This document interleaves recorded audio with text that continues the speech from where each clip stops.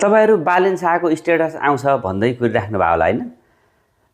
मलाई लाग्छ काहीँ न काहीँ यो मेरो मनले भन्छ आउँदैन। तर म गलत साबित हुन पनि सक्छु। यो भोलि हेरौँला है त।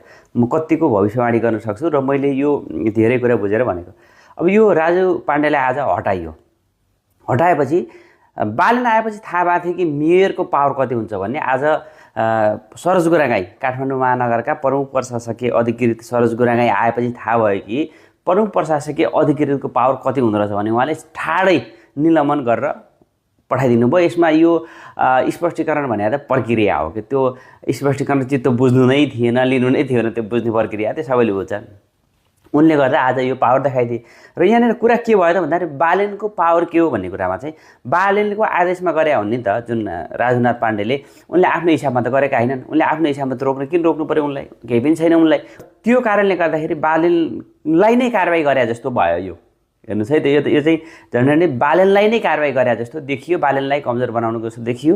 अब र यो बालेन र एमालेको बनाऊ, सीधा कुरा गरौँ, एमाले र बालेनको टकराव भयो। स्टेटस आउँछ कि आउँदैन? आउँदैन भनेको छु मैले। तपाईँलाई के लाग्छ कि आउँछ आउँदैन होला?